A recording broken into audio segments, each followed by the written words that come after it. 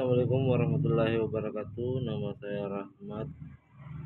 Saya akan menjawab eh, beberapa pertanyaan yang menjadi ujian akhir saya. Nama saya Rahmat, NIM 240 122 153. Ya, pertanyaan pertama, di beberapa daerah di Kabupaten Senjai, khususnya di pedesaan, banyak masyarakat yang masih memegang kuat ritual keagamaan bercampur tradisi yang dianggap sebagai warisan leluhur. Beberapa kader Muhammadiyah daerah itu ingin memperbaiki praktek yang ada sehingga tidak ada nilai yang bertentangan dengan hukum syariat Islam. Pertanyaannya adalah bagaimana pendekatan Kiai Haji Ahmad Dahlan dapat menjadikan model bagi kader Muhammadiyah melakukan pemurnian pembaharuan terhadap paham keagamaan berupa tanpa memunculkan perpecahan konflik. Ya, beberapa langkah-langkah Muhammad Dahlan, beberapa model pendekatannya yaitu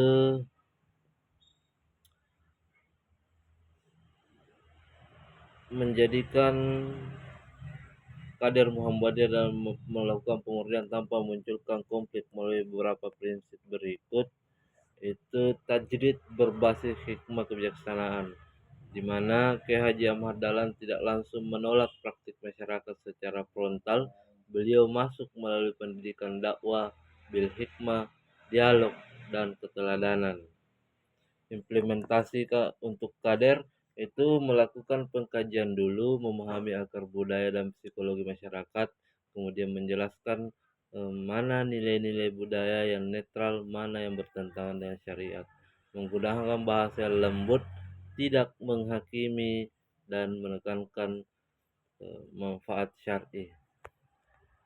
Kemudian yang kedua itu mengajarkan Al-Quran sebagai solusi, bukan sebagai kritik.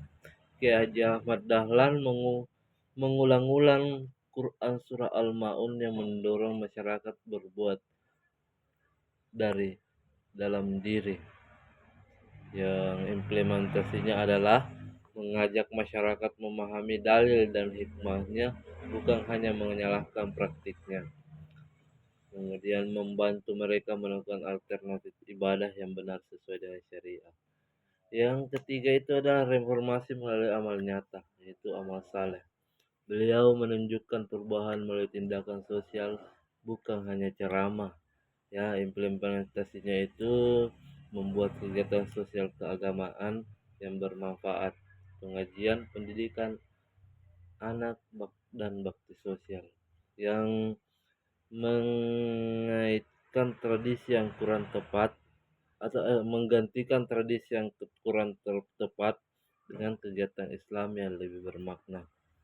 Ya, yang keempat itu ada dialog, musyawarah, dan pendekatan inklusif, di mana Ahmad Dahlan selalu mengutamakan dialog yang tidak menyinggung identitas budaya masyarakat, yang implementasinya menggunakan pendekatan budaya secara proporsional, tidak merusak budaya selama tidak bertentangan dengan syariat Islam. Ya, saya gitu, itu adalah jawaban yang pertama. Kemudian yang kedua itu apa lagi?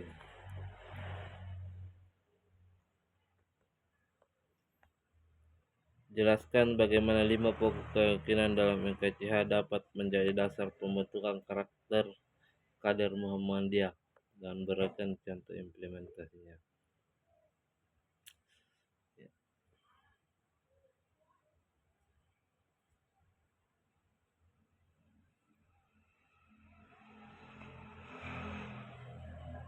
Ya, 5 pokok MKCH sebagai dasar pembentukan karakter kader Muhammadiyah itu keinginan yang murni atau tauhid, membentuk karakter yang berpegang pada tauhid, anti syirik, anti tahayul, dan tetap toleran. Contohnya bersiarah kubur tanpa praktik pemujaan dan fokus pada doa. Yang kedua itu pemahaman agama berdasarkan Al-Quran dan As-Sunnah, yang artinya membentuk sikap ilmiah dalam beragama, tidak taklid atau tidak buta. Kader mengkaji hadis sahih sehingga mengajarkan praktik ibadah. Kemudian menghidupkan ijtihad, membentuk karakter terbuka, progresif yang solusif terhadap masalah modern. Contohnya menggunakan teknologi digital untuk dakwah fatwa tentang ekonomi syariah modern. Yang keempat itu amar ma'ruf nahi mungkar, itu mendorong kader menjadi teladan moral bukan hanya mengkritik. Contohnya itu menegur pelanggaran dengan sopan, aktif dalam kegiatan sosial. Yang kelima itu ada loyalitas kepada persyarikatan, membentuk kader militan namun tetap moderat.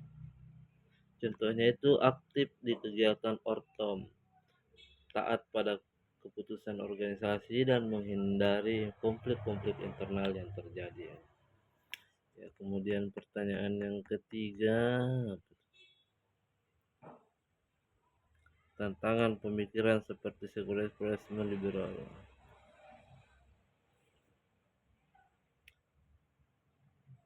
Semakin menguat dari bagaimana ideologi Muhammad dapat menjadi solusi dalam menghadapi tantangan. Ya.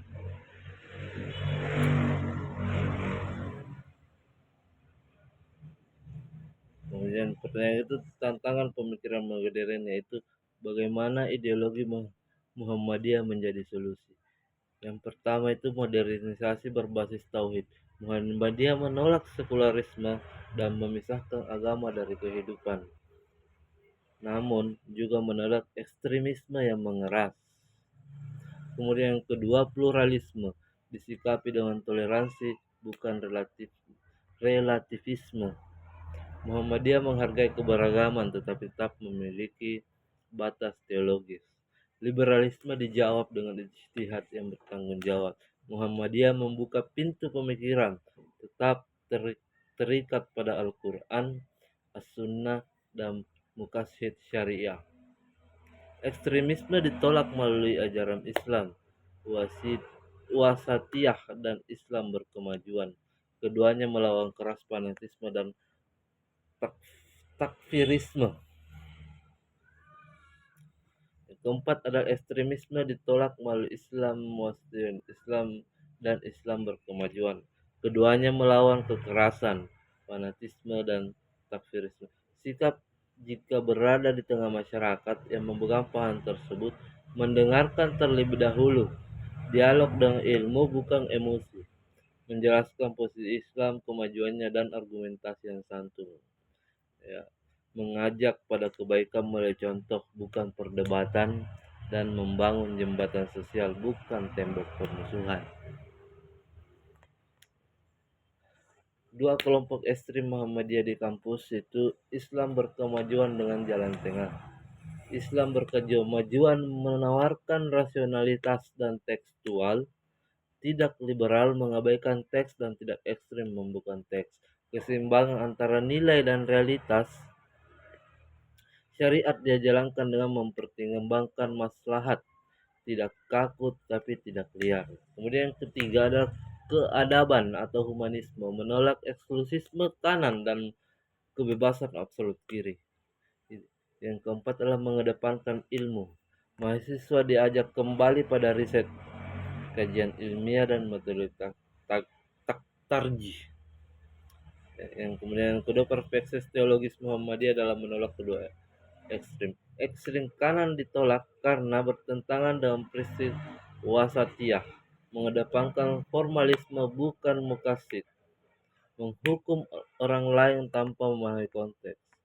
Ekstrim kiri ditolak karena mengabaikan otoritas wahyu, mengurangi nilai syariat demi kebebasan absolut, dan tidak sesuai dengan prinsip tak budi dalam ibadah. Posisi Muhammadiyah berada di jalan tengah, berpegang pada Al-Quran As-Sunnah dan berijtihad dengan kaidah ilmiah dan berorientasi pada kemaslahatan umat. Ya. Kemudian yang kelima, Islam wasitiyah, Islam berkemajuan plus contoh dan implementasinya. Itu pandangan tentang Islam wasatiyah, Islam moderat tidak ekstrim, tidak liberal, jalan tengah yang adil. Pandangan tentang Islam berkemajuan, Islam yang berbasis wahyu, rasional, terbuka pada ilmu, pro peradaban, humanis dan anti kekerasan, dan solutif terhadap masalah modern. Contoh implementasi dalam kehidupan sehari-hari dari aspek ibadah, sosial, sholat tepat waktu dengan cara yang sahih, menghindari bid'ah yang tidak